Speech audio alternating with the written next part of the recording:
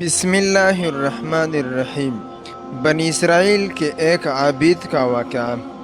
محترم دوستو، اس ویڈیو میں آپ کو ایک واقعہ بیان کرتا ہوں، لیکن اس سے پہلے آپ سے درخواست یہ ہے کہ ہمارے چینل کو سبسکرائب کر لو اور ویڈیو کو لائک اور شیئر کر دو۔ واقعہ یہ ہے کہ بنی اسرائیل کا ایک عابد ایک غار میں رہا کرتا تھا۔ وہ ساری دنیا سے بے نیاز ہر وقت اللہ تعالیٰ کی عبادت میں مشغول رہتا۔ جنگل کے پھل کھاتا، چشمے سے وضو کرتا، دن کو روزہ رکھتا اور رات کے وقت اللہ تعالیٰ کی بارگاہ میں کھڑا نوافل ادا کرتا۔ حضرت موسیٰ علیہ السلام نے بھی اس عابد کا چرچا سنا تو اس سے ملاقات کے لیے چل پڑے۔ حضرت موسیٰ علیہ السلام دن کے وقت گئے تو عابد اللہ کی عبادت میں مشغول تھا۔ اللہ کے نبی حضرت موسیٰ علیہ السلام اس عابد کو رات کے وقت ملنے گئے تو تب بھی وہ عبادت میں مصروف تھا۔ حضرت موسیٰ علیہ السلام اس کے پاس گئے، اس سے سلام کیا اور اسے کہا کہ اپنی جان پر کچھ نرمی اختیار کرو۔ اس عبادت گزار بندے نے جواب دیا کہ اے اللہ کے نبی، میں ہر وقت اللہ کی عبادت میں مصروف رہنا چاہتا ہوں تاکہ جب موت کا وقت آئے تو میں اللہ کی یاد سے غافل نہ ہوں۔ حضرت موسیٰ علیہ السلام نے اس شخص سے پوچھا کہ اللہ کے بارگاہ میں جا رہا ہوں، اگر کوئی حاجت ہے تو بتاؤ۔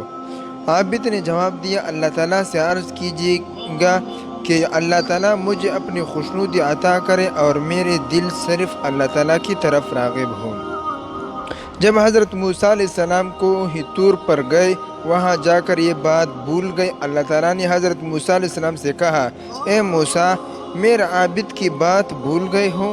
حضرت موسیٰ علیہ السلام نے کہا، اے اللہ، تو بہتر جانتا ہے۔ اس نے مجھ سے کہا ہے کہ میں دعا کروں کہ تو اس سے راضی ہو جا اور اپنے علاوہ باقی سب کا خیال اس کے دل سے نکال دے۔ اللہ تعالیٰ نے فرمایا، جس کا مفہوم ہے اس سے کہنا کہ وہ جتنی چاہے عبادت کر لے، اپنے سابقہ گناہوں کی وجہ سے جہنم میں جائے گا۔ جب حضرت موسیٰ علیہ السلام نے اس عابد کو یہ کہا تو اس نے کہا کہ مجھے اللہ تعالیٰ کا یہ فیصلہ منظور ہے۔